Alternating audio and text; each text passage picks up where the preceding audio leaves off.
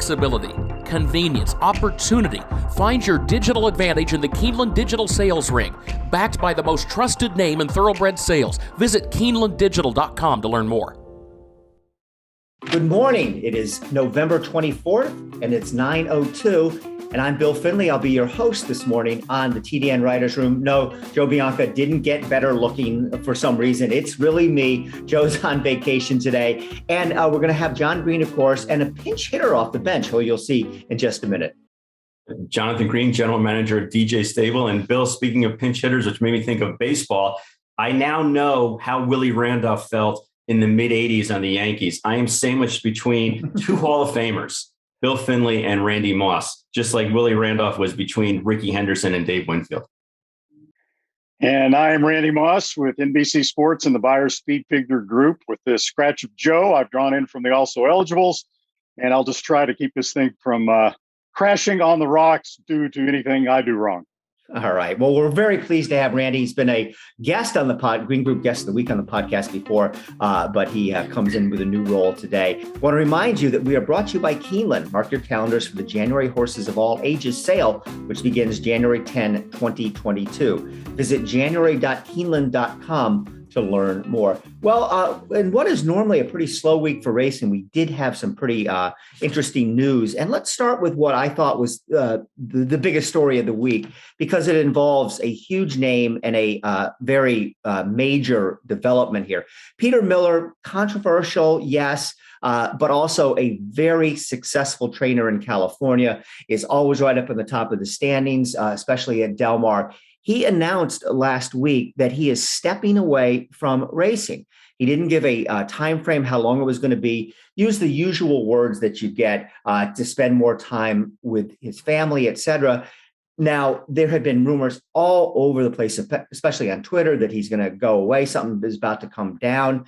But all we have right now officially is from Peter Miller, a press release and announcement that he's walking away from the game and his stable will be turned over to his assistant trainer. John, what'd you make of this?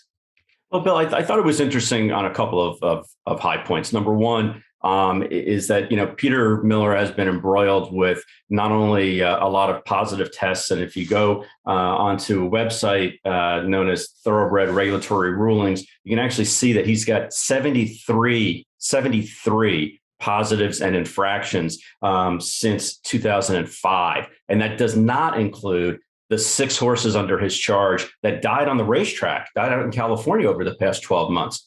So to say that he has been embroiled in controversy is an understatement, because on top of that, he also added fuel to the fire when he was training Stormy Liberal, who ran in the Breeders' Cup, and at the end of Stormy Liberal's career, also said, "I think this horse should retire." Then flip-flopped and said maybe he should run again. Then one of the other owners bought him out, bought the other owner out, and he took sides, and it was just a big cluster out in the news.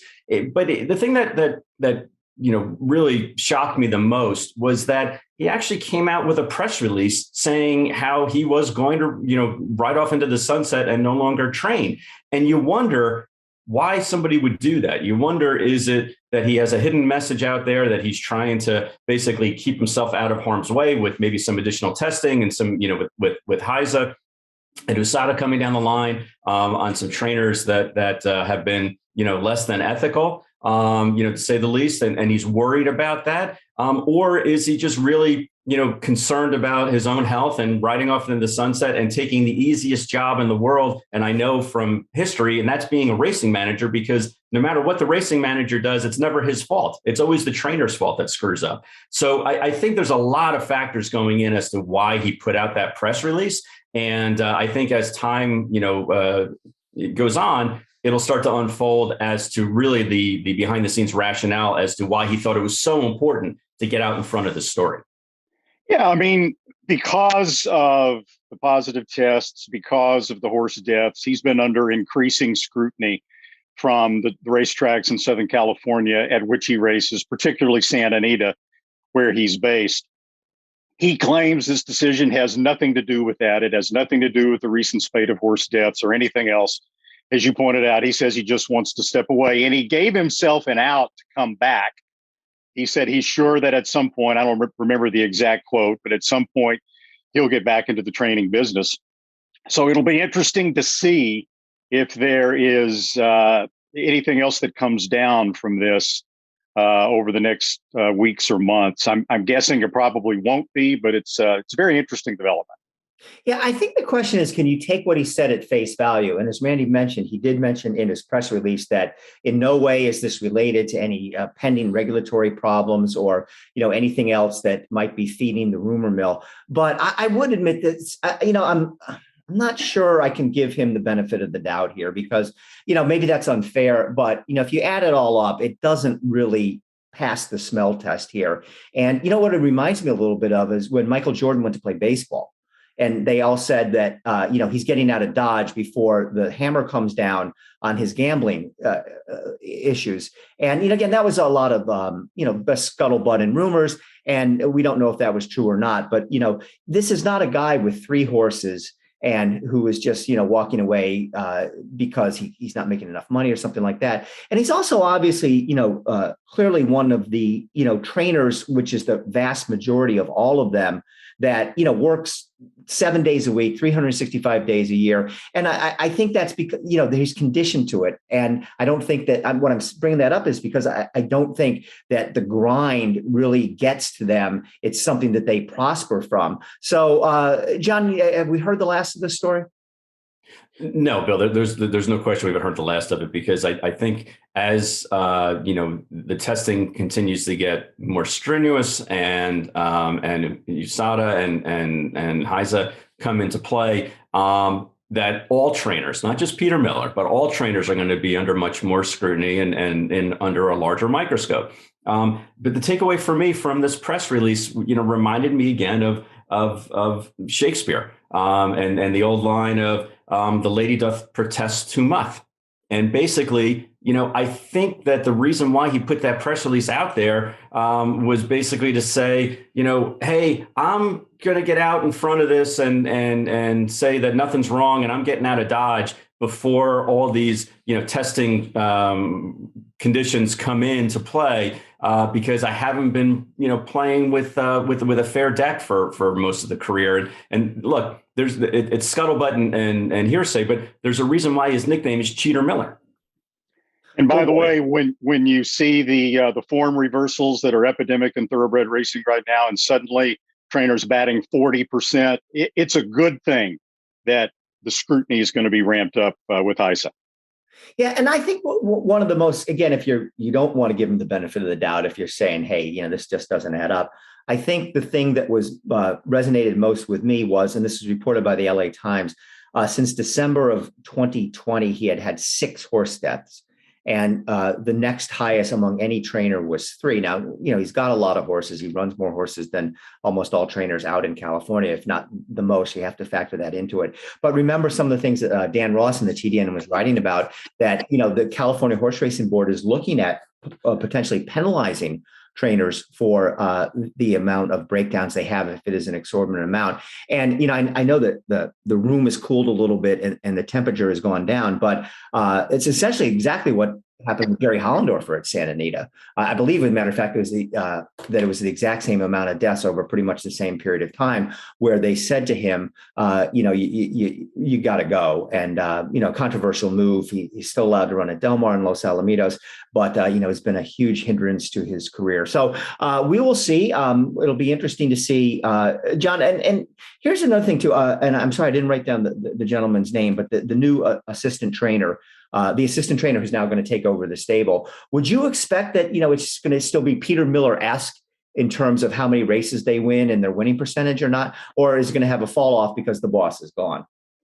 That's the $62 million question, Bill. And you would think that even though Peter Miller is no longer in the shed row, that it sounds like as racing manager, he's still going to have his fingerprints on all of his horses. So I would expect that the win percentage might go down a little bit, but for all intents and purposes, if the assistant trainer has been working with Peter Miller for all of these years, then he's going to utilize the same protocols and the same pre-race medications and therapies that Peter Miller did himself. Again, the nice thing about it from Peter Miller's standpoint is that because he's at arm's length, if a horse comes up with a positive, it's not on him. If a horse, dies unfortunately on the racetrack, it's not on him. It's now on the burden is now on somebody else. Yet he can still be involved and still, like I said, have his fingerprints on what's going on, in the barn.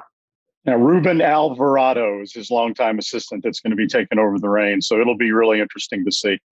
Yeah, and it's this is going to take effect at the end of the Del Mar meet, which I believe is November 29th, and then they'll move on back to Los Al. And Bill, I'm going to ask Randy a question because he's so involved in the metrics of the industry. When you mentioned this before, when you see a guy like Peter Miller or any trainer for that matter, who claims a horse, gets a horse, off of another trainer and improves leaps and bounds because of the training methods that they use. What does that do for you as far as trying to calculate, your figures? It's like, as far as calculating figures, it doesn't really have an impact because the figures are just based on the running time of the horse relative to the speed of the racetrack. We don't factor anything else in there, but certainly people use speed figures as a way to ascertain the level of improvement that these horses show when they go from one trainer to another.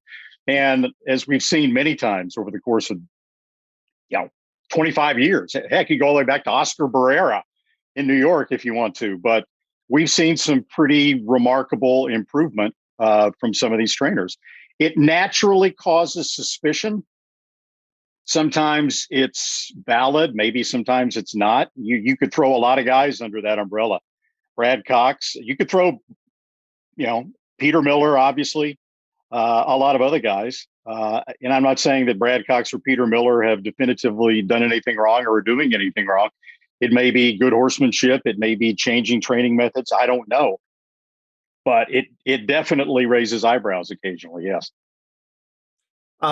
Moving on, another subject that was in the news lately, and I know this is something that Randy has been talking about for a long, long time, is the problem with timing in the sport of thoroughbred racing. The Breeders' Cup, after the times first came out, then we know that I believe 4 races. I was going through the charts, and I could only find 3 races where it said in the charts that the time had been changed or had to be reevaluated afterwards. I believe there was 4 because I believe the Breeders' Cup Classic also had that same problem where they had to correct the time afterwards. Randy, let me go to Randy first before we go to John. And Randy, just what's going on here? What do you know?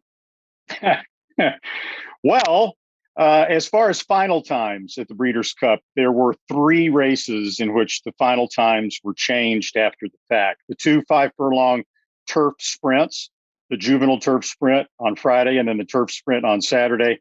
And then also on Friday, the juvenile fillies turf had a final time change. For different reasons, the explanations have been a little shaky. It was for the 2 turf races. It was apparently a surveying / installation problem with Gmax. For the other race, for the juvenile fillies turf, somehow the new hybrid beam system, we can talk about that later if you want, that they had employed for the Breeders' Cup was somehow switched to GPS timing, and that race was actually timed by the Gmax GPS. They realized it was inaccurate, which Gmax times tend to be. It was inaccurate by about 72 hundredths of a second. And so they realized the mistake and they went back to the beam time, which was accurate, and made that official. Fractional times, you mentioned the Classic. The fractional times are still at Del Mar calculated through GPS. So they are chronically inaccurate. The Breeders' Cup Classic, for example, the half mile for Nick Sco in 45.77 was about 3/5 of a second too fast, which visuals would almost tell you watching the Breeders' Cup Classic. The distaff with the supersonic early pace was also 2 to 3/5 of a second too fast. It was still extremely fast for those horses, but fractional times throughout the entire Breeders' Cup races are an issue. John, what do you make of this?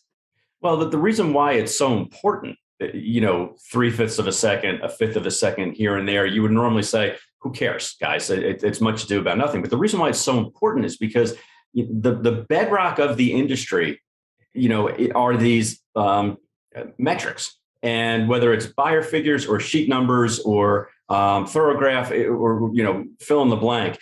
Basically, what the industry was trying to do is figure out a way to compare horses across the United States or including Canada. So theoretically, a horse that ran an 80, I'm going to use buyer numbers, an 80 buyer number in New York would be able to beat a horse that ran a 78 buyer in California, or a horse that that ran a 77 buyer in Bill's favorite racetrack, Fauner Park. It was a way to kind of level the metrics so that way you can compare all over the place.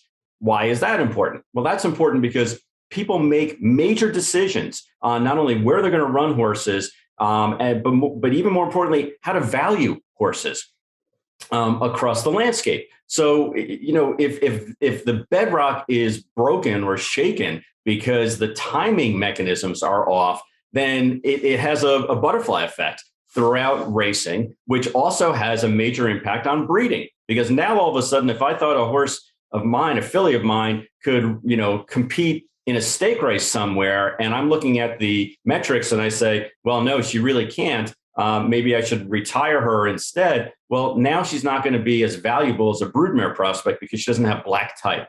And if she doesn't have black type, then when you go to sell her, she's not worth nearly as much. So it has a tremendous effect, a fifth of a second, 3/5 of a second. It almost doesn't matter how much the timing is off. It has a major ripple effect throughout the industry, both industries, racing and breeding, and it needs to be fixed. And you would think that there are a couple of easy solutions for this situation. Yeah, go ahead, Bill. Yeah, here's my take on it, and then I'll throw it to Randy. What's amazing to me is it's 2021, and we seem to be doing a worse job timing races than we did in 1971.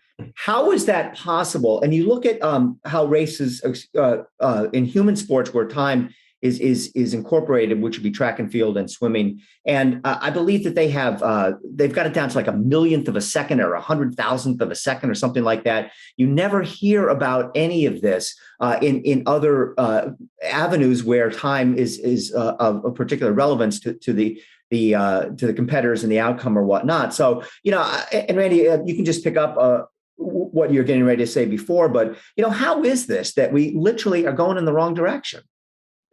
Well, first of all, I hereby nominate you two guys to be in charge of data accuracy in thoroughbred racing from this point going forward. It would have solved a lot of these problems. So we've gone backwards, Bill, since 1941. I mean, you can go back to when beam timing was first instituted by the American teletimer system in the late 1930s. And from then up until very recently, horse players seldom had to question the accuracy of the final times that they were betting on. So about 3 years ago or so, the genesis of this problem came about when Equibase noticed that a lot of the smaller racetracks in America weren't upgrading, maintenance wasn't done properly on their beam timing systems. And so you were getting a lot of missing times, you were getting a lot of hand times and bad times.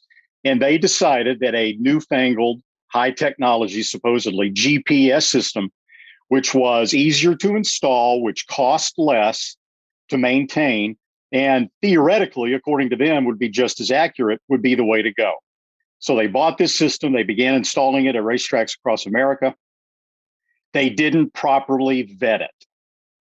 And when it came to their attention just about a year and a half ago, that these times were not just off by fifths of a second, 1/5, they were off by 2/5, 3/5, 4/5 of a second every day, not just periodically, every single day. And it was brought to their attention about a year and a half ago. Their response, believe it or not, at that time, how accurate is accurate enough? Do we really need that kind of accuracy in thoroughbred racing? These are the people that were in charge of accurate data in thoroughbred racing. They were asking these questions and were sort of poo-pooing it, right? In the meantime, the people who were betting serious money, millions, tens of millions of dollars in total on races at Del Mar, Woodbine, Tampa Bay Downs, Canterbury, Houston, Laurel for a while, Penn National, Mahoning Valley. Those horse players should, if they could see what we have seen with the accuracy of the times, there'd be a revolt. I mean, they should be unbelievably upset about this. I know horse players are used to getting punched in the mouth by racetracks that don't necessarily treat them with the respect that they should. But this has been just horrible. Now, lately, they've recognized the problem. I'll give them credit for that. And they've tried to fix it with this new hybrid beam system. What they've done is at the tracks that have been timed with GPS, they have taken the regular American teletimer beams, okay, that worked so well for all these years, and retrofitted them to make them RF, to make them transmit signals wirelessly to the grandstand instead of hardwired. It's the same thing track and field does, RF. It is accurate. And so they've been using that for final times of races at Del Mar since the closing weekend of the fall meet and now through this meet. And it's been accurate. The final times have been accurate. And they're hoping now to take that to Tampa Bay Downs, which opens today as we tape this on Wednesday. It's still not fully installed at Tampa Bay Downs. Woodbine is going on right now. The times at Woodbine are tragically bad. They're comically bad. So this has got to be fixed. Hopefully this hybrid beam system will fix the final times at all these racetracks. But meanwhile, the fractional times are still and will continue to be a problem at these tracks. Jon, what do you make of all this? Well, it's obviously something that needs addressing and needs to be fixed, Bill. There's no question that, as we mentioned before, it's got such importance. Tens of millions of dollars change hands, not only on the gambling side, but again, on the breeding side and the racing side based on these figures. So I'm a little bit more optimistic in hearing Randy's explanation as far as what can be done, because it sounds like it's a really simple fix, and that the technology is already there. So to me, it's on the racetracks at this point to get their acts together and fix the situation, which again sounds like it's a relatively quote unquote easy fix at this point. We do need to mention a disclaimer here of sorts. We should mention that former TDN publisher Barry Weisbord operates a competitor to Gmax, and that's Trackus. So just so that everybody's on board with that. Randy, can Gmax be fixed? Can it do what it's supposed to do, which is give accurate times plus a lot of bells and whistles or whatnot? Or is it just did they buy a lemon and it's time to pull the plug on the thing? That's a great question, Bill. I was actually contacted by a guy from overseas who has been intimately involved with GPS systems in thoroughbred racing at tracks in Australia and elsewhere. He was flabbergasted. He said our GPS can be accurate final time wise to within centimeters of accuracy. But he said the issue is those GPS systems are prohibitively expensive. And he said, I guarantee you what Equibase and the Jockey Club have done is they've tried to save money by going to a less expensive system. And I was actually told that by Equibase at the very beginning of all this, that there were other GPS systems that were more accurate, but that at this point they're cost prohibitive. And hopefully in the future, they could use some of those at the major racetracks. It's not just final times that we're seeing from Gmax that are problems. All you have to do is look at the Gmax charts that are now being published. If you look at the Breeders' Cup Turf, the biggest turf race in America, you look at the first couple of points of call that they have in their charts, 16th of a mile, 8th of a mile. It's unbelievable. They've got a horse that was 9th in second. The horse that they've got in their charts that was third was somewhere in mid-pack. I mean, it's not even close. So, in my opinion, the whole system is inaccurate. And I mean, if it can't come within 30 or 40 feet accuracy and final times, how can you ever expect it to be accurate in such a precise manner that it can measure average stride length? Okay. Maybe they can get it fixed. Hopefully they can, but it doesn't look good right now. Right. And I just want to add to the conversation. One thing I will say in Equibase's favor is Sal Sinatra, who was on the show a while back, running the Maryland Racing, has been hired to be the new president of Equibase. And, I don't know if he's got any magic wands that can fix this overnight, but I know Jon and I maybe I'm speaking for Randy, but I bet you he has a lot of confidence and respect for Saul Sinatra because, he gets it. He's has been a better at times in his life. So he understands how important this is. So if you can, I don't think you could find a better person to come in and roll up their sleeves and get this fixed, Jon.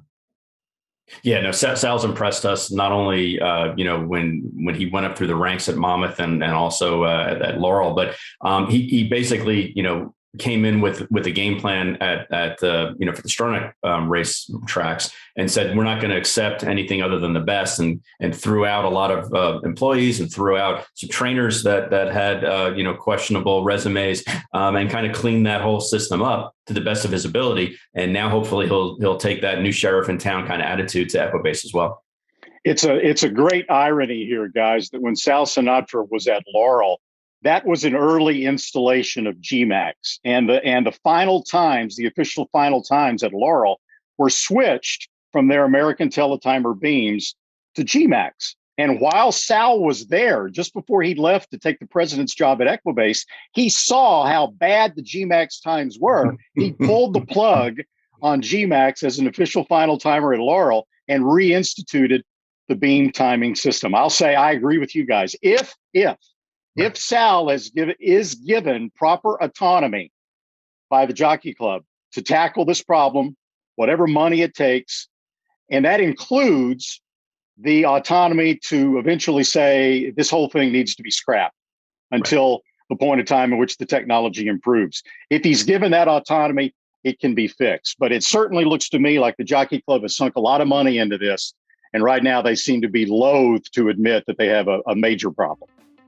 Absolutely. Hey, before we go to break, lots going on at Keeneland, one of our sponsors. And Jon, you were obviously paying a lot of attention to the Keeneland November sale. Tell us what we learned. Well, we learned a couple of things. Number one is that by any metric, the horse industry is robust when it comes to buying and selling horses. The RNA rate was down almost by 50%, Bill, from year to year. And Keeneland November broke the previous record of gross sales. I think it was halfway through this past November sale. So, the metrics all show that the market is up. I can tell you anecdotally that I had a list of almost 70 broodmares that we were going to bid on, that I was bidding on from home. And when I tell you I bid on a handful of them, I'm probably exaggerating. The market was strong. People feel like that there was good value in the horses. And because the foal crop has been down every year, those precious few really, really good horses are selling through the roof, and everyone else is scrambling for the middle market. So kudos to Keeneland for not only giving everybody a tremendous venue to buy and sell horses, but I understand that they improved little things like signage and customer service to make it easier and better for people to have a better understanding of what was going on. They had free food and some drinks and discounted beer day on the last day for the horses of racing age sale. And then they also improved their technology and made it a much better platform to bid online, to the point where every time we were going to bid online, there were 3 or 4 other people who were also bidding online that would beat us to the punch to bid on some horses. So hats off to Keeneland. They really upped their game for this past November sale. And I can't wait to see what's going to happen for the January sale. 7 horses sold for more than $1 million at the Keeneland November, led by Grade 1 winner Paris Lights, who brought $3.1 million to Spendthrift Farm. Now, Jon, you guys were directly involved. You sold a bunch of horses in the Horses of Racing Age sale. How'd that go? It went really well. We were pleased again with not only the platform that they offered online, but also the fact that Keeneland this year, and you've heard me talk about it before, they actually reconfigured their sales calendar. And Randy, you'll appreciate this. What used to happen is at the end of each day at Keeneland for the November sale, they would have about 20 or 25 horses of racing age that would sell that day. And instead, they shifted gears and they consolidated all of the horses of racing age to one day at the very end of the sale. And that's why we entered half a dozen horses in that sale, because it allowed trainers and also the agents alike to come down for that one particular day to bid on horses of racing age. And again, their RNA percentage was so small, it was almost insignificant. There was such a high turnover rate of horses going through the ring and then coming out with a new owner on the other end. We will be right back after this message from Keeneland. They say the harder the work, the greater the reward. And this is hard work. It's the hours put in before dawn and after dark. It's the sacrifice, the sweat, the failure, and the faith. This is our industry. This is our life's work. Respect the law. He's earned it. A Grade 1 winning juvenile. 'Tis the law, pops the cork in the champagne. A classic winning 3-year-old. 'Tis the law is gonna win the first leg of the Triple Crown. 5 triple-digit buyers. Respect the law, 'tis the law. The best son of Red Hot Sire Constitution. He's left the others behind. He's gonna win the Run Happy Travers. 'Tis the law. The TDN Writers Room is brought to you by Coolmore. John, a lot going on with Coolmore as usual. What's in the news with our friends at Coolmore? Well, right now, after the November sale, the big November sales are over, everyone's scrambling for seasons. And Bill, actually, as we talk, I'm getting emails from Coolmore with regard to some of our matings for the upcoming year. American Pharoah, Caravaggio, Cupid, Motown, Justify, and of course, Mendelssohn are all on our personal docket as far as stallions that we're breeding to this year. And it's only because I couldn't get into Munnings. I didn't have, good enough mares to get into Munnings this year, apparently. So kudos to Coolmore and their team, because they must be getting inundated with season requests for some of their stallions. I appreciate the ones we got. And Bill, we're actually going to be doing a full share this year to Uncle Mo. Which is a real credit, I think, to our program, if I can kind of pat ourselves on the back. But we've never had the opportunity to do a full share to a stallion like Uncle Mo this year. So here's more news out of Coolmore from this week. First crop sire Classic Empire made headlines on Sunday with Classy Edition at TDN Rising Star, was now 3 for 3 after her second straight stakes win in the Keystone Stakes at Aqueduct. Earlier last week, he also had Rocket Dog win on debut at Churchill Downs and Sacred Beauty breaking her maiden at Golden Gate. Another first crop sire at Ashford, who was actually ahead of Classic Empire in terms of winners, is Cupid. He's now the sire of 20 winners after adding 3 new winners this past weekend with Social Engagement at Churchill Downs on Saturday, then Princess of the North at Woodbine and Sterling Silver at Aqueduct on Sunday. And we just mentioned those 2 stallions, but you look at the TDN freshman sires list, you'll see all 4 of their first crop stallions, Caravaggio, Practical Joke, Classic Empire, and Cupid, all make the top 10. So there's some very promising young stallions at Ashford. All right, moving on, and let's tackle what's going on in New York. And the story broke last week, and it's something that we've seen before, most notably in Pennsylvania. But 2 members of the New York State Legislature introduced a bill that, for all practical purposes, takes away all the casino slot money from New York racing, $230 million a year. It was backed by several major animal rights groups, including PETA. And what would happen if this were to come would be that the purses at NYRA would fall precipitously. About 37% of the total money that comes in for purses comes from slots. And you could basically say goodbye to the entire harness industry and the probably Finger Lakes too. I don't know if they could survive something like this. Everybody tells me there's nothing to worry about here, that this is never going to go anywhere. But John, I've got a lot of thoughts about this. And one of which is, if these things keep happening, as I said, the governor of Pennsylvania has twice introduced in his budget, taking all the money away from racing and putting it into scholarships, college scholarships for Pennsylvania citizens. How long can racing fight this off? It's very scary to think that even if, this has a 1% chance of becoming a law, or 2% chance that, something like this is actually out there.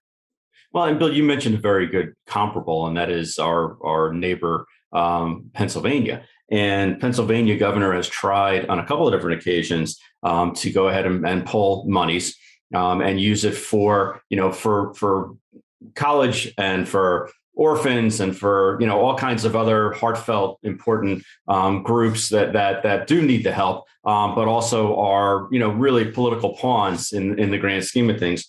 And I think it makes headlines. And I think that after a while, they see that the respective lobbying groups push back just as hard, and they show that that there's billions of dollars of revenue that would get lost if it impacts racing in New York, and tens of thousands of jobs would be lost, and real estate values would go down. And they do all kinds of studies, and they go back and forth, and it ends up eventually it's a negotiation, and it gets walked back. So do I think that this has a chance to go through? I mean, it always has a chance to go through. But I think like anything else, it's just all part of the political machine that's out there. And this is low hanging fruit. I mean, what's easier than to try to take money away from an industry that just a couple of years ago was in such disarray that horses were dying on a regular basis, that they were showing cruel and inhumane situations, that horses were being sent in canisters to third world countries and islands. And I mean, it's just easy for a lot of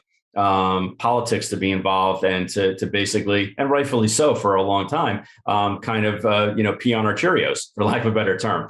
But I think that like anything else, it'll get walked back. The key component in all this is that I'm confident that it'll get walked back for the simple reason that New York has a much stronger relationship with Albany, and New York racing, I should say, is a much stronger relationship with Albany and with Washington, D.C. than even Pennsylvania did with their respective powers that be. So I really feel like that it's much to do about nothing, but only because we have a strong lobbying group that shows the economic impact if thoroughbred racing and standardbred racing is either eliminated or somewhat reduced in the Empire State. Well, hopefully they do have enough lobbying and legislative clout to fend this off. But it just goes to illustrate what we've all known for a long time, that there is a double-edged sword to the marriage of casino gaming and thoroughbred racing. Even at those racetracks that manage to get casino gaming under the guise of saving horse racing, right?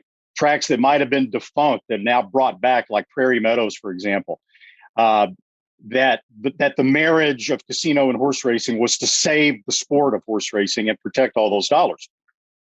The problem always becomes then, or something racing needs to guard against for sure, is that when the state legislature sees how much money these casinos are making, and that horse racing continues to be a loss leader, and horse racing is not nearly as productive financially as the casino that's adjacent to it, then it becomes, as you said, it becomes low-hanging fruit for the legislator to say, wait a second. Why are we subsidizing horse racing by taking this casino money that could be used for schools, that could be used for infrastructure and things like that? That's not fair to the state, especially as states get more and more financially strapped. So that's something that racing has obviously had to guard against for a long time. And now that you've got the animal rights aspect of this as well, then that makes it even more imperative for racing to keep its guard up there. And this isn't something that original thought, but a couple things. It shows how important it is to drive up handle. They can't ever take the handle money away from us. So, and racing is having a good year when it comes to that, so far as the numbers being up for the total amount bet. But I'll sort of mirror what you guys said earlier. I think how many times do you dodge a bullet here? And sooner or later, one of these efforts is going to work. Because people become more and more enamored with animals all the time, it seems. The society's take on animals is much different than it was 30, 40 years ago. And, horse racing does have a lot to answer for. It has to answer for the breakdowns, and not as much now as it did maybe 15, 20 years ago, but the horse is sent to slaughter. So I think what is interesting here also is the fact that this just isn't two kind of lone wolf legislators that, they had a who's who of animal rights groups that were backing this. And it'll be interesting to me. I hope this just all goes away and we never hear word one about this again. But, what kind of lobbying effort is going to happen here with those animal rights groups that I'm sure have a lot of money and a lot of clout, John? Well, I think, Bill, it goes to show exactly why the NTRA ended up moving their headquarters to Washington, D.C. And hired a new president who basically understands the rules and the ways of the world when it comes to politics. It's this situation, I think, will eventually go away, but it's not going to go away by magic or just by wishing it away. It's going to go away because you have to fight fire with fire, and you have to have a strong lobbying group to be able to show the impact and the importance of thoroughbred racing in the United States, and in this case, within the borders of the Empire State, New York. But you have to have a strong lobbying presence locally and nationally in order to make sure that we're not wiped off the map. All right, let's change gears now. Let's talk about Eclipse Award races, and most of them are kind of no-brainers this year. You know, you've got Nick's Go, obviously, he's going to be Horse of the Year, and the older male champion, et cetera. Latrusco will be older female champion. But there is Gamine. Don't forget about Gamine, Bill. And yes, okay, absolutely, Gamine, who's going to be champion sprinter, champion female sprinter, champion steeplechase horse, and and apprentice jockey, jockey. Right. But there is one very interesting race this year that is very controversial. And the 3-year-old Eclipse Award, probably there's 3 candidates: Essential Quality, Life is Good, and Medina Spirit.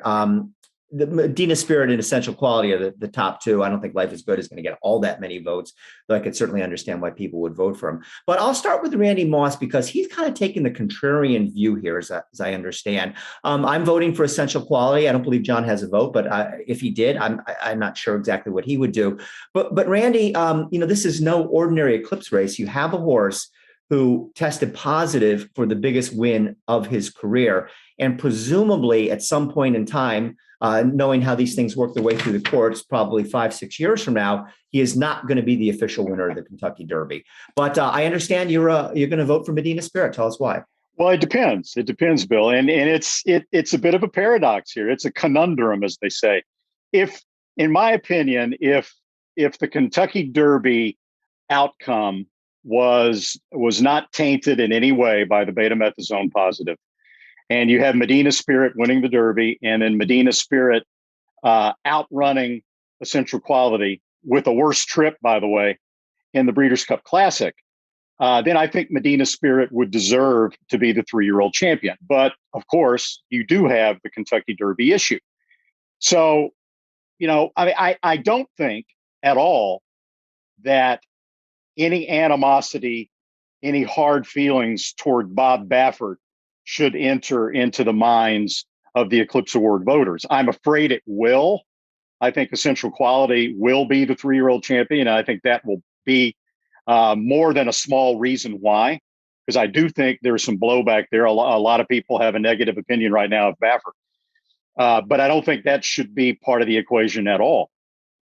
If the Kentucky Horse Racing Commission rules before my vote goes in to officially disqualify Medina Spirit from the Kentucky Derby, my vote will be for Essential Quality. If it comes time to place my vote and there is still not an official ruling, and as of that moment, Medina Spirit is still the winner of the Kentucky Derby, then I'm going to play it by the book, and I'm going to vote Medina Spirit for champion 3-year-old. Because who knows what's going to happen legally down the road.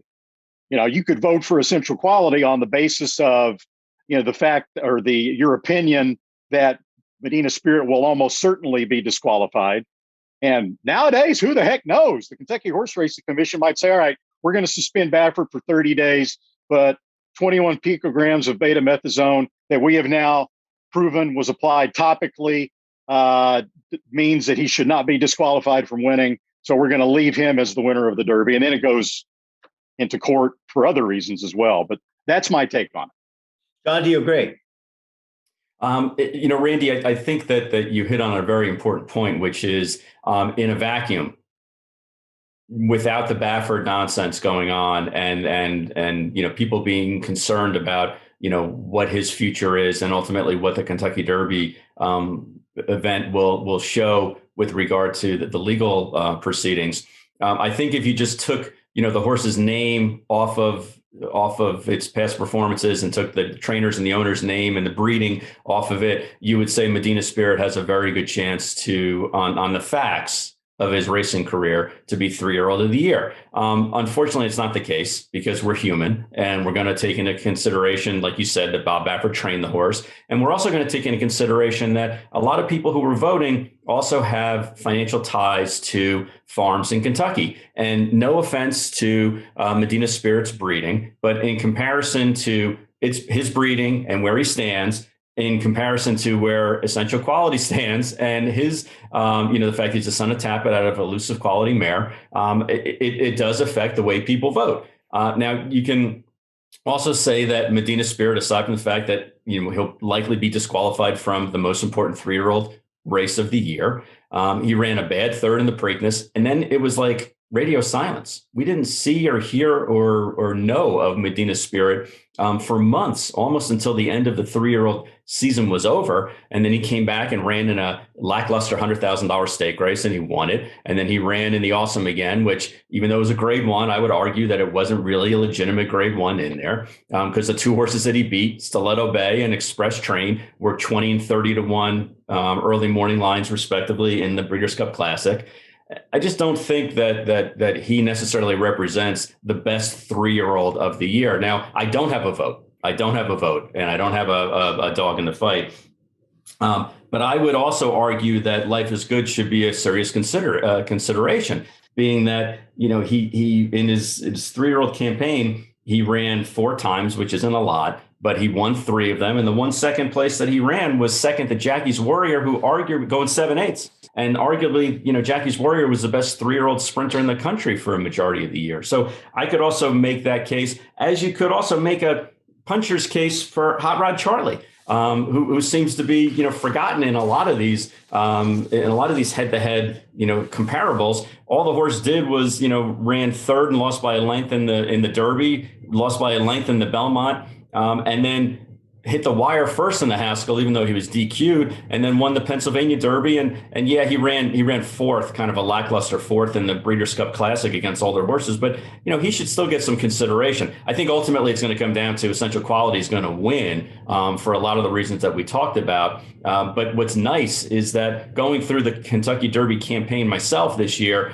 we kept talking about how deep of a field the 3-year-olds were this year. And I think it's really come to fruition because we're not even talking about a couple of the other ones, that are running, like Midnight Bourbon that's running in the Clark this weekend. And all he did was run second, third, in a majority of these races too. So this is a deep class, and it's great that we're having this discussion/argument.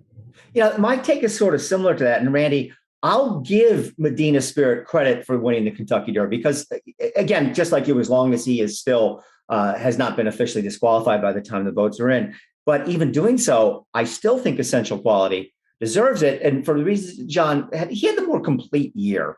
He was there from day one through all the Derby, the Belmont, the Travers, ran well and won the Jim Dandy, et cetera. Whereas, like John said, we saw Medina Spirit in fits and starts. He didn't really do all that much in the Triple Crown Preps, and he comes and wins the Derby, doesn't run all that well in the Preakness, and then comes back again in the Awesome again, which was not that good of a race. And I realized that he finished ahead of Essential Quality in the Breeders' Cup Classic, but I tend to only give horses credit when they win. I mean, what if one was 7th and the other was 8th? I mean, would you make that case? So, Randy, you're convinced that head-to-head, forget about Baffert, you never heard of betamethasone. Never even came across anyone's radar screen that Essential Quality shouldn't get it over Medina Spirit. Well, I am convinced that head-to-head, that Medina Spirit has more determination than Essential Quality does, and that Medina Spirit would beat Essential Quality 2 times out of 3 when they ran against each other head to head. After seeing the Breeders' Cup Classic, I'm now convinced of that. But yeah, what's interesting here also, it's not apples to apples directly, but there are some valid comparisons to Maximum Security before we knew any of the stuff with Jason Service, right? Officially. Because he wins the Kentucky Derby, was disqualified, but people still viewed that Kentucky Derby as being, when it came time to vote for champion 3-year-old, really as being Maximum Qualities, right? Maximum Securities. So we kind of have the same thing here in a way. I mean, 21 picograms of beta-methazone, 21 trillionths of a gram on a 1,100-pound horse is not going to have any difference whatsoever in the way he ran in the Kentucky Derby. So the horse, just looking at the horse himself, was definitely unlucky to be disqualified. He's really the victim in this. And I think that, in my opinion, if he is not disqualified, as you pointed out, officially by the time the vote comes in, I think he's a better horse than Essential Quality. But I don't think he'll win.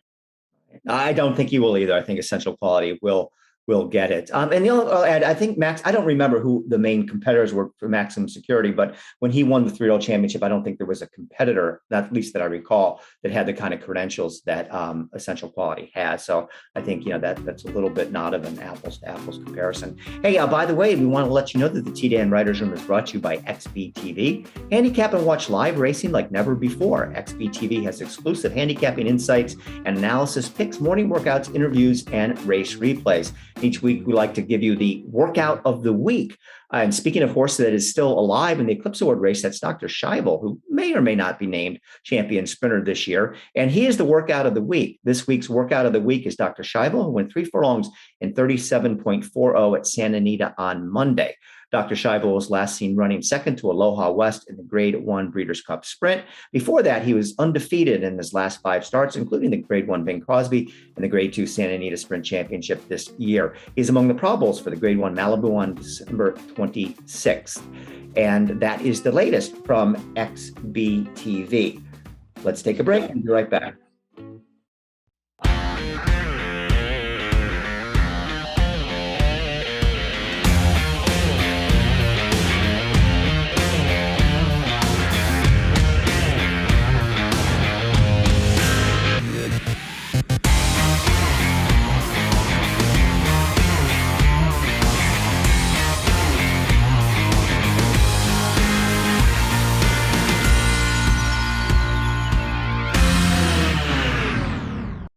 It's now time for the Green Group Guest of the Week. And the Green Group Guest of the Week this week is Anna Ford, the Program Director of New Vocations. The Green Group Guest of the Week is sponsored by the Green Group, an accounting and tax consulting advisory firm specializing in the thoroughbred industry. With over 500 clients in the horse business, they have proven strategies to save you taxes. Learn more about how they can help you out at www.greenco.com. Welcome, Anna, and let's right away get into the news that was announced earlier this week. An exciting new initiative with New Vocations has something to do with our friend Jon Green as well. Absolutely. Well, thanks for having me. And yes, we are launching our first Giving Tuesday campaign.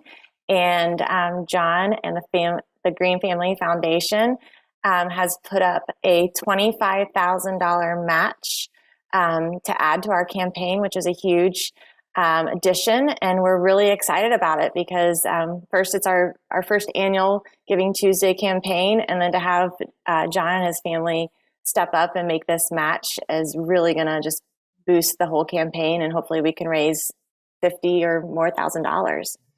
Jon, jump in there if you would. What made you and your father and the whole Green family come up with this idea? Well, certainly we've been in the business for almost 4 decades, and during that time, our operation has evolved to the point where it's gotten bigger. And quite frankly, it's not a situation anymore where if we didn't want a horse, to race for us anymore, we'd put it in a claiming race and somebody else would have the opportunity to run it. Now it's gotten bigger. It's gotten more important for us to make sure that horses that we have, once they're done racing, have a good home. And we feel like, Bill, and that the most important thing we can do as owners is recognize our responsibility. And when we raise our hand at an auction and buy a horse, or we decide to breed a horse and full it out and have it run in our colors, it's our responsibility to ensure that those horses are cared for once their racing careers are over. And at least until the point where we can hand it off to somebody else who, again, will take that pledge and take that honor of making sure that that horse is taken care of to the best of their abilities.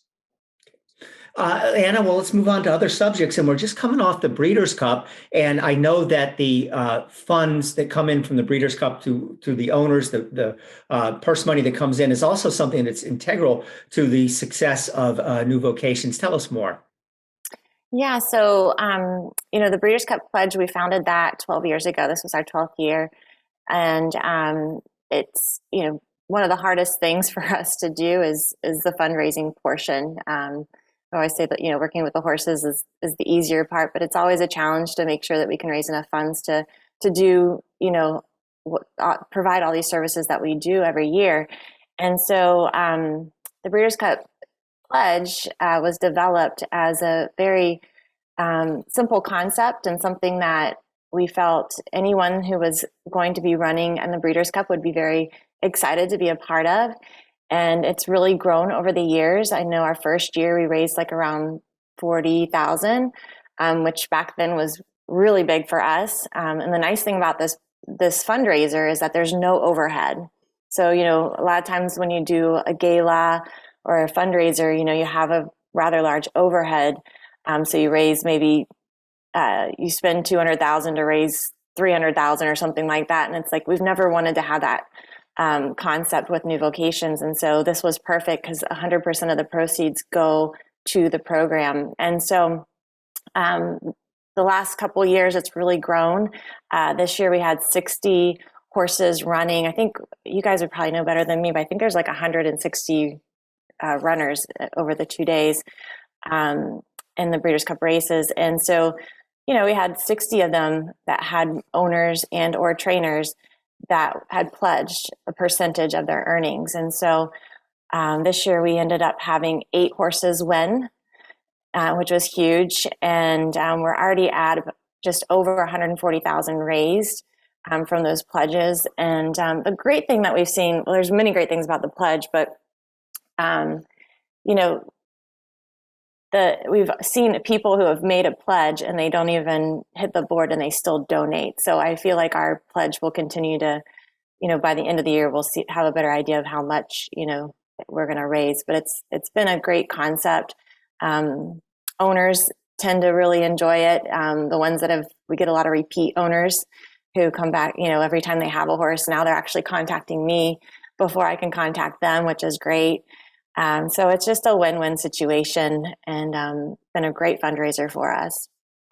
And Anna, give our audience an idea of what happens when somebody donates a horse to you guys, to your organization. What's the protocol? What are you looking to do with the horse? And then ultimately, how do you repurpose it? So the majority of the horses that are coming to us are coming directly from the racetrack or a layup facility or training facility. And so we're normally contacted either by a racing manager or owner themselves or a trainer. And that, for whatever reason, the number one reason we get a horse is due to some type of injury, whether it's a minor muscle strain or just a horse that's, not coping well at the track, to, injuries that need to have surgery. And so, we take in the whole gamut. And so once we get information on the horse comes into our program. We have locations in New York, Pennsylvania, Kentucky, Ohio, Louisiana, and soon to be Florida. And so we will see where the horse is going to best fit. Normally, whichever facility is the closest to that horse is where that horse will go. And then once the horse comes into the program, our team, which includes like our staff, our barn team, our trainers, as well as our veterinarians, will assess, what does that horse need to get prepared for its next career. And so, those horses that have injuries, we'll rehab them. If they need a surgery, we'll provide the surgery and then rehab them. If they just need a little letdown time, we'll do that. If they're fairly a sound horse, then, we'll start working with them within a couple of weeks and providing them with some transitional training. We call it transitional training versus retraining because the horses already are broke to ride, but the type of training that they're receiving to get them prepared to be a racehorse is very different than the type of training that they need to be a riding horse. And so that's what our team really steps up and gives them that transitional training, and we'll assess, how are they mentally? What can they mentally handle in the second career? How are they doing physically? What can they physically handle in a second career? And then once they have that assessment of, wow, this horse is, a great mover, great mind. It could be a great hunter, jumper, or maybe it's a horse that can't do jumping, but it could be a trail horse. Once they assess what that horse is best going to be suited for, then we put them up for adoption and start screening adopters to find the right home and the right match for that horse. And back 20, 30 years ago, you didn't hear these sort of things. It was kind of a dirty little secret in the horse industry, what was going on. You didn't have people like the Greens stepping up and doing what they did. You didn't have dozens of owners and trainers pledging money for the Breeders' Cup. How much has the attitude shifted in horse racing? And, what do you think caused that? That, now we're doing, for lack of a better term, a lot better job of doing the right thing. Right.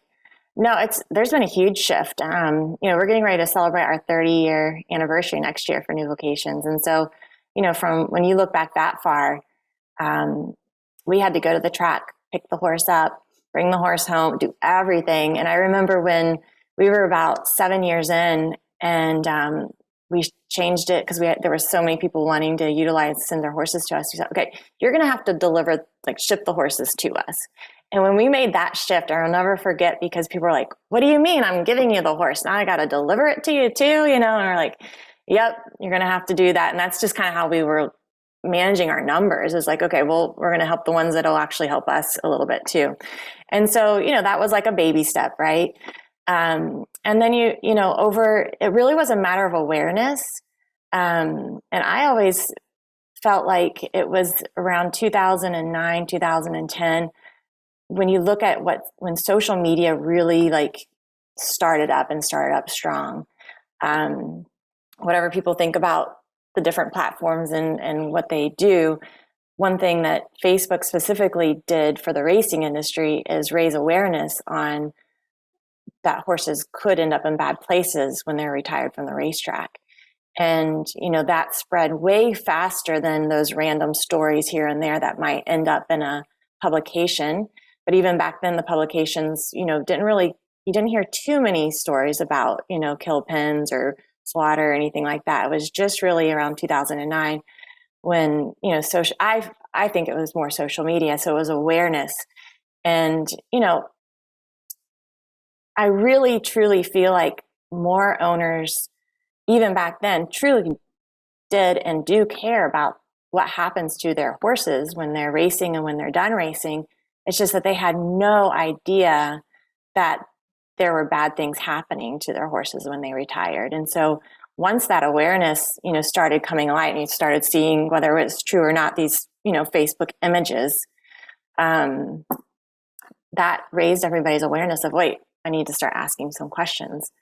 And so that's really where you saw that shift around 2009, 2010. At least that's when we saw it. And more people started wanting to send us horses. More people wanted to fund our efforts because they saw the value in our efforts. So I really feel like it was that raising awareness and getting people educated on what was going on. And Anna, you guys have done a phenomenal job of getting horses into the right hands and making sure that they have second careers, and that horses get to be horses. They get to enjoy the second half of their lives. And New Vocations, we understand, is the largest and most successful rescue group in the country. You guys adopted out 600 horses last year, which is really incredible. Are there any specific horses that come to mind that are memorable to you, where this horse was really extraordinary, or really super smart, or really cute, or in a bad place? I mean, what comes to mind when you think of a horse or two over the past year? Yeah. Well, there's a couple that stand out in mind. One of them I always talk about is a horse named Sam P, who actually raced in the Kentucky Derby. And he ended up coming through our program. And I think that was a good example of, when you see these horses running in the Derby, you don't think that they're ever going to need a second career. They're all going to go stand at stud or retire at their owner's home or something. But he was a perfect example of a horse that, ended up racing and kind of going through the ranks. And then he had a tendon injury and then needed to retire and needed a home. And he ended up going on to be a pretty successful dressage mount. And so that one really stands out to me because I I know when we got him, we were pretty excited to be like, wow, because, I always like to say, old friends gets all the famous horses and we get the rest. To us, when we get a Derby horse that ran in the Derby or the Breeders' Cup, it's a big deal. And so it was cool to see, his transformation for sure. And then we've got one right now in our barn that I'm not going to mention his name yet because we haven't really put much information out there, but he stands out right now just because his owner his breeder had sold him as a yearling and had been trying to track him. And for a year, she had lost track of him. And she ended up finding him about ready to, I don't know if he's going to Puerto Rico or somewhere in the Caribbean, but was able to track him down and paid, $15,000 just to buy him back. And then he got a direct trip to New Vocations to retire. And that gelding, he's in our barn right now, and he's an American Pharaoh, son of American Pharaoh, and very, very, very well bred. And he's, now he's going to have a really great, great life. We don't know what it, when they leave the country, it's hard to know what happens there, but he's one that we're definitely going to be following because his breeder really tried to track him and do the right thing and got him into a good situation. And another way New Vocations raises money is to have people sponsor stalls at your facility. And that's something that's near and dear to the heart of everybody at the TDN, because the late Ben Massam, who was such a big part of the TDN, the news and features editor, who unfortunately passed away tragically too young, the TDN has taken out a stall in his name since then. So tell us more about that program and how people can get involved that way. Absolutely. So our facility in Lexington, we built it from the ground up at Merriworth Farm. And to do that, we started a capital campaign in 2016. And so part of that capital campaign is that the stalls, that we have 30 stalls there, they can be sponsored.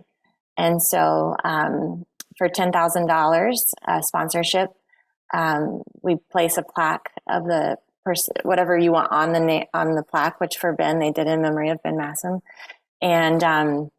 And then that will be their stall for 10 years' time, which is really cool. We've got several like that. Rick Violet, Nitha did a stall for him as well. And Paul Saylor's daughter, Olivia Saylor, when she passed away, he did a stall for her. And it's really, I always say those stalls that are in people's memory, when I walk through the barn, always mean a lot, And so it's been fun to keep the TDN up to date on who's been in Ben's stall, and Ben's parents came out to the farm and got to see his stall and visit the horse that was in there. And so, yeah, it's a really great way to, support our efforts and then follow along with what horses are in those stalls on a daily, if not, how many on a year's basis. Right. And Bill, just so you know, we've actually had 7 or 8 of our horses over the past 16, 18 months go through New Vocations as well. And I was going through the list the other day, and it was horses that basically, weren't able to make it on the races or had an injury. And I know that I can sleep soundly that all of them have been rehabilitated and are now, probably in better phases of their lives, whether it's trail riding or dressage or what have you. But it makes us feel good knowing that the horses are getting another chance and getting loved and getting the opportunity to live out their lives in a happy place. And I'd be remiss if I didn't mention that any donations that go to New Vocations, which is a 501c3, any donation is a tax deduction. So not only are you doing something good for the industry and good for the horse specifically, but it also benefits you as well, for your tax returns. So just remember that because it is a 501c3, it is a tax deduction for you as well. And Anna, one of the things that I enjoy about what you guys do is when we do donate a horse, we get constant updates on those horses, not only when they arrive, but also as they're going through the rehabilitation program. And it's great to see because when I look at the first picture that I see versus the last picture before they go off to their next place. It's like they've gone to a spa. They look healthier, they gain weight. So what is the protocol for you guys when you get a horse? Is it and you know that it's sound enough to start going into its second career? Is it a lot more feed? Is it a lot more extra rubbing? Like what do you guys do to make them look so good before they go off? Well, they look pretty good at the track, but obviously you don't normally see fat horses running around the racetrack, or at least not very very quickly. So when they come in, they're just all muscle. They're so fit.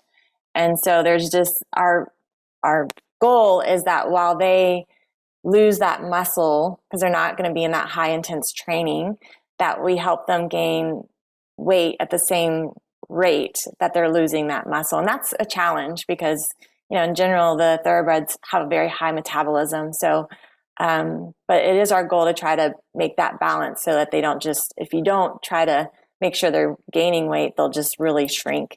And some of them do that anyhow, and then they bloom. But yeah, the before and after pictures are pretty amazing. And, they're not under the same amount of work. So it's easier for them to gain weight.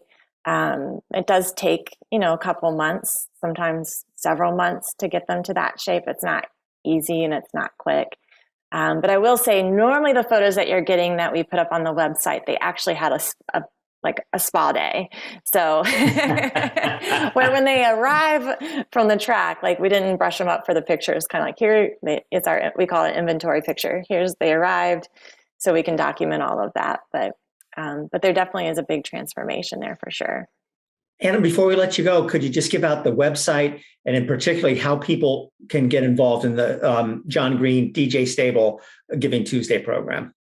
Absolutely. So our website is newvocations.org, and the Giving Tuesday information is on there. You can either go to donate or to the news page. Both ways you can access that. We'll be doing a lot of different, we're on Twitter, Facebook, Instagram. We love to have people follow and share our information, especially over the next 7 days while we're doing the campaign. Because the more, even if you can't make a contribution, if you can help us spread the word, that really makes a huge difference. And so we appreciate all of that as well. So it's newvocations.org, and click on donate. And spend our money. We want you to spend our money. The point of this is to make sure, because it goes to such a great cause. So we've put up the matching fund, but if we don't get the full 25,000, then we don't get the full 50,000 for the right. charity. So please spend our money. This is a good opportunity for you guys to do that. And again, and I can't endorse you guys any more than we have. I mean, that's why we're donating. That's why we're doing the pledge, because you guys have been so good to our horses and so good to the industry. And it's just an opportunity for us to give back. And we can't be happier to write this check. Oh, well, we really appreciate it. It's really going to help us launch this campaign. It already has. And we really appreciate the support from your family and everything that you guys have done there here at TDN for sure. So Tuesday is when that's going to get Giving Tuesday is the important day, November 30th. Is that right? 30th. Yep. So, I mean, technically it'll run till, December 1st, but that's Giving Tuesday is the 30th. And that'll be our big push. Our big final push is on that day.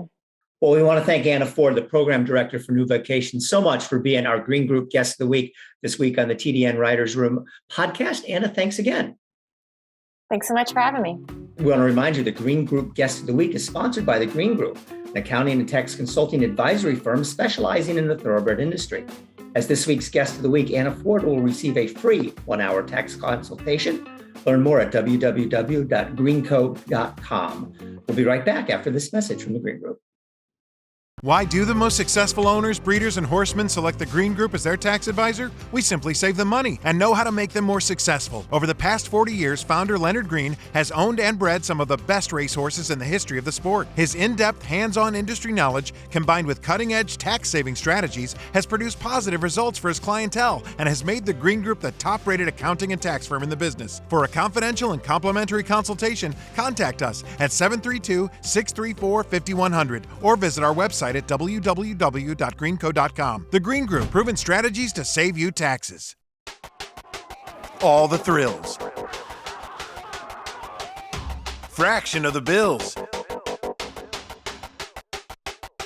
Experience the power of the partnership. Change your life, make new friends, and compete at the highest level of thoroughbred racing. West Point Thoroughbreds, the gold standard in racing partnerships. Visit westpointtb.com. Well, another big week for West Point as they had their 50th win of the season last week with Bear Alley at Churchill Downs on Wednesday. Imperial Colt by Will Take Charge won on a photo finish for his trainer, Dale Romans. John, what's new with West Point?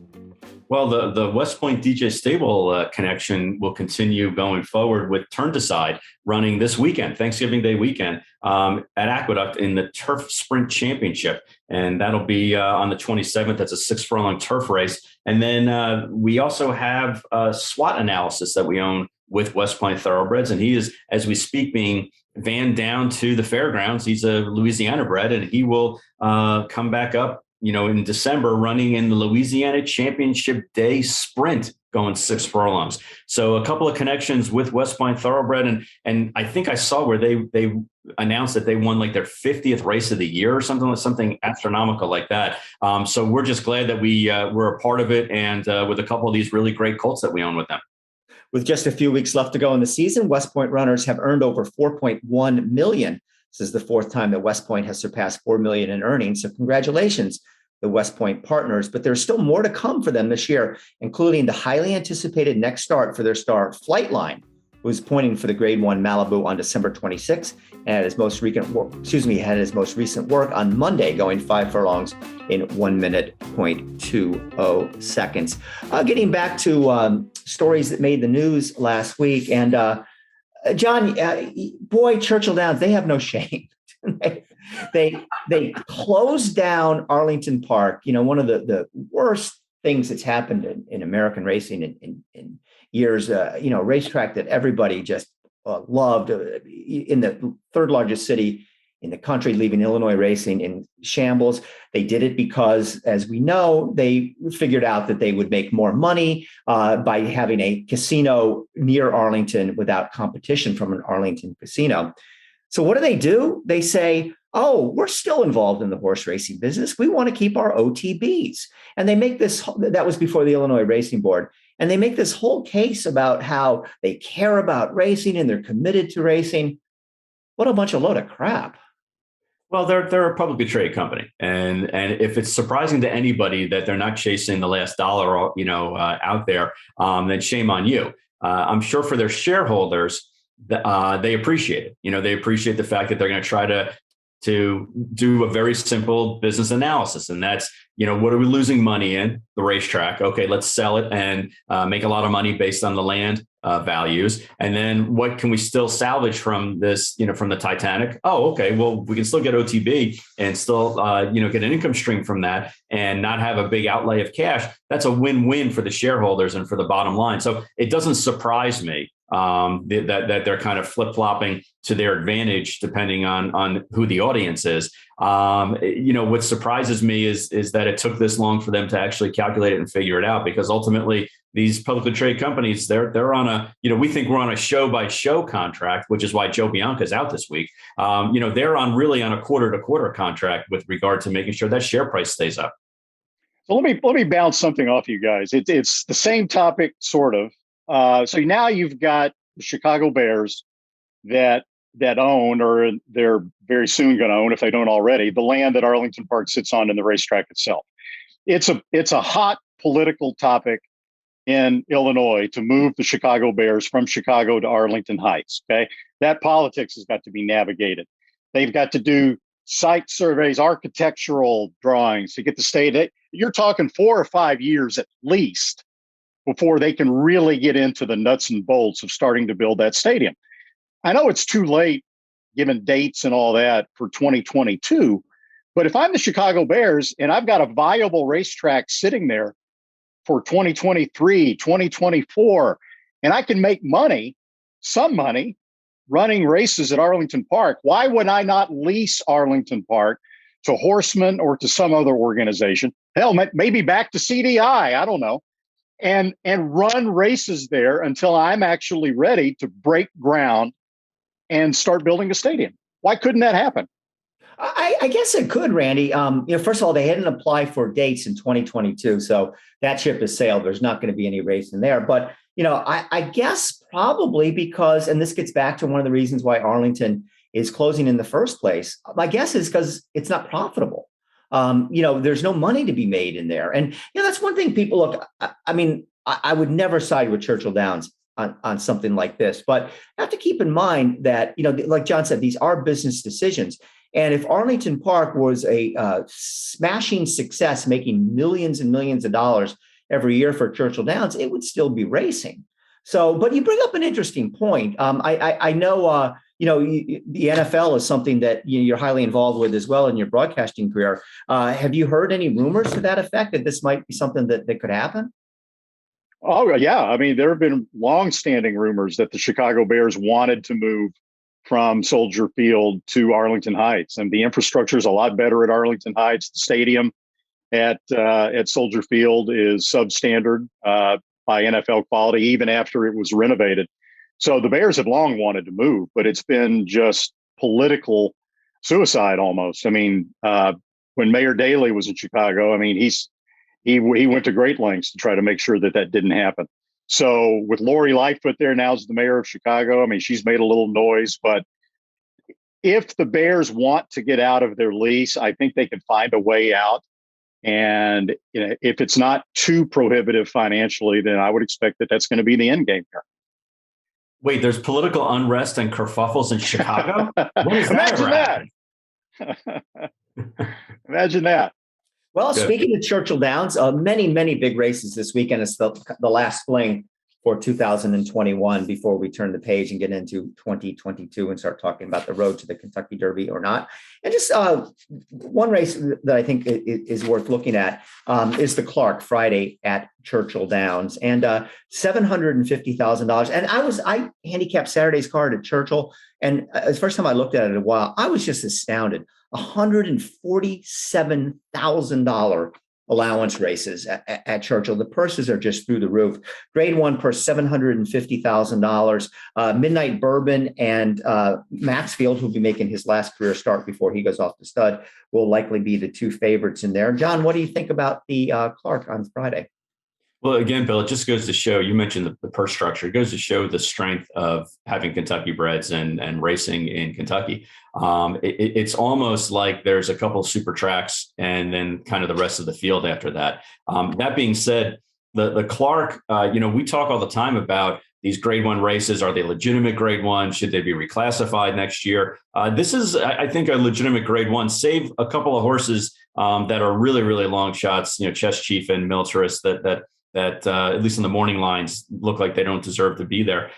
There's 4 or 5 horses in here that, if they hit the wire first, you wouldn't be surprised. Midnight Bourbon has a legitimate chance after finishing, second in back-to-back grade 1s in the Traverse and the Pennsylvania Derby. He drew the 1 hole for Steve Asmussen. And then on the other end of the spectrum, you have Maxfield, who, as you mentioned, is going to be finishing up his tidy 11th start of his career and going off and living the life that I think all 3 of us would like to have after a successful athletic, career, and that's going off the stud. So, and then in between you have Dr. Post, for Todd Pletcher, who finished 3rd in the Woodward. Happy Saver, also a Pletcher horse who ran 2nd in the Jockey Club Gold Cup to Max Player, who, Bill, I'm disappointed you didn't even mention that Max Player is going to be Horse of the Year at the show. And then you have King Fury for Kenny McPeak, who's run, some interesting races. I don't know if he's quite up to speed with these guys in the Clark, but there's a few horses in here that I think are what I would call legitimate. And interestingly enough, I think this is the deepest Clark that I've seen in the past few years, because historically, a lot of the top contenders end up going to the Breeders' Cup Classic or one of the Breeders' Cup races. And a couple of them that we just mentioned actually held back and targeted this specific race, decided not to go out west, and are running in this specific race. The last grade 1 for handicap horses of the year. Randy, were you surprised that Maxfield went in this instead of the Breeders' Cup Classic? A little, Bill, but I think it's almost the same thing that we saw with the Dubai World Cup. I mean, you had Maxfield seemingly on track to go to the Dubai World Cup, and Godolphin also had Mystic Guide. and they opted to send Mystic Guide and keep Maxfield at home. It's as if Godolphin believes that Maxfield is a very good horse, but not a great horse.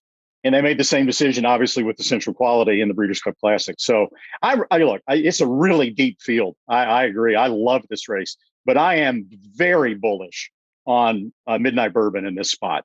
I mean, he gets the weight break for being a 3-year-old. I think he's faster early than Happy Saver. There's not a lot of speed in the race. He draws inside. I think he'll be the controlling early speed. I think it's Midnight Bourbon's race to lose. And Maxfield is drawn on the far outside, and we've seen him lose ground before and run well, but I don't think he can go 3 wide on the turns and be able to overcome Midnight Bourbon with a loose lead from the inside post. My opinion. I think that's very legitimate. And Bill, one of the things that you've mentioned on previous shows is again, the jockey change for Midnight Bourbon, going from Santana to Rosario. And you were actually the first one that I would credit that noticed those changes. Steve Asmussen taking Santana off the majority of his top horses, including Midnight Bourbon. Yeah, I mean, that's something to keep an eye on. Ricardo Santana had a just dreadful fall at Keeneland, and looks like Steve Asmussen is using him less and less. So we'll see how that works out as we go down the pike. The TDN Writers Room is brought to you by Legacy Bloodstock. If you think that 50 years of combined experience in the horse business could benefit your program, give Tommy or Wendy a call. They personally advise on each horse as if they were their own. Legacy wrapped up a fantastic Keeneland November sale with 88% sold, including a Weanling filly session topper, the highest priced free drop Billy Weanling of the year, and the highest priced Catalina Cruiser of the sale. Congrats to the team at Legacy. And last week I mentioned that Sleepy Eyes Todd, a winner at Fauner Park, is heading to stud at Swifty Farms. And I have to give another shout out to him because he's actually now one of 4 Legacy grads at stud, along with Gervin, Killybegs Captain, and Capo Kane. We'll be right back after this message from Legacy Bloodstock. Being a small family business, I guess we're part of a dying breed. We're really grateful for the people that entrust us. We know it's a huge responsibility. We're always with your horse every step of the way. When it comes to being at the sales ground, showing your horses, we are with your horse. Just driving up and down the road every day, there's not a time that I don't look out and feel a responsibility to the sport, the animal, the people that come to invest in the game. I want to see as many people enjoy this sport as they possibly can, because we do have the most beautiful sport in the world. Well, that's a wrap on this week's TDN Writers Room. I want to thank Randy Moss for coming in, the 6th man coming in off the bench to fill in for Joe Bianca. We'll be back next week. We want to thank Randy Moss, Jon Green, our producer, executive producer, Patty Wolf, assistant producer, Katie Ritz-Petruniak, and the editors, Nathan Wilkinson, Aaliyah Rocca, and Anthony LaRocca. Bill Finley signing off for the TDN Writers Room. As I mentioned earlier, Joe Bianca will be back next week. Thanks for tuning in and listening.